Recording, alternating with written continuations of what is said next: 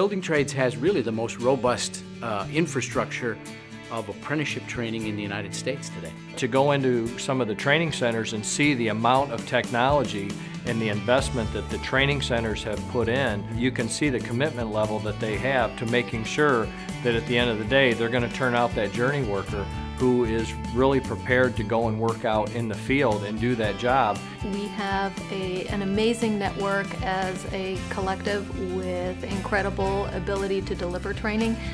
Some of the best prepared instructors in the industry. Instructors are more than just teaching tools, so to speak. They are actually mentors to their apprentices. For a high school student to have an opportunity to go through an apprenticeship readiness program, it can lead to, a potentially better experience for them.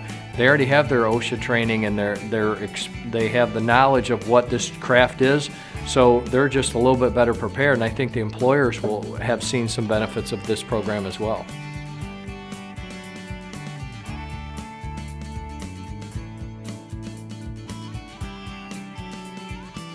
When I look at apprenticeship and I go to talk to the people that we're trying to attract to apprenticeship, the model that exists today is of absolute importance. The building trades has really made a strong commitment to diversity, and the apprenticeship readiness programs is the main vehicle for achieving that. There's a very wide range of ways for people to come in. So when you talk about being diverse and really trying to reach out, I would say that the apprenticeship model that we have really gives us a very wide pool of people to bring in. Underserved communities of color, women, veterans who are looking for opportunities, maybe don't have the means or the wherewithal to go to other avenues to get it.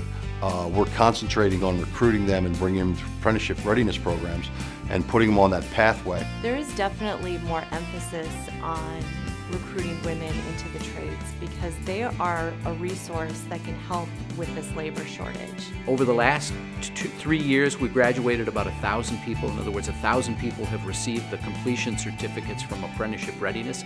80% of those graduates have come from communities of color, and upwards of 20% have been women, which shows that those programs are working to diversify the pool of candidates for registered apprenticeship.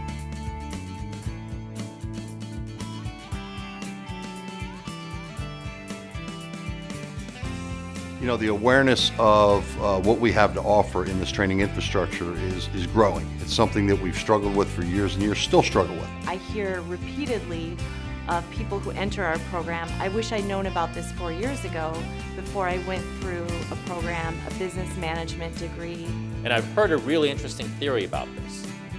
Our high schools are often measured by college acceptance rates and not whether young people find family-sustaining jobs in the years after graduation. For us, the challenge is how to explain to the high schools, the guidance counselors, the parents. You can also earn a living while you're going through school. So most of our apprenticeship programs are giving college credit when they're going through, and there's many programs that at the end of your apprenticeship program, you're graduating with an associate's degree that didn't cost you anything. So they find it hard to believe that something like this actually exists where they don't have to pay for it. They actually get tiered raises. There's a path for them. When we add on to the fact that not only will you receive a paycheck, but you could also use your GI Bill benefits to supplement that pay, that's when you see the real sort of interest begin. When you're talking about $1 trillion worth of investment that's needed for this country, at some point we've got to focus on who's going to actually do the work. We are confident and we are established as the #1 source for training apprentices in the country in the construction industry.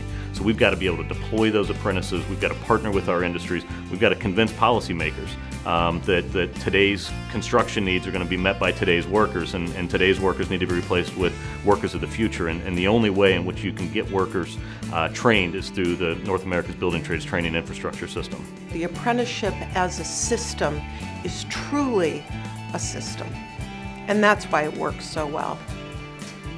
And as we look to expand apprenticeship opportunities across other industries, we want this to serve as a model for others.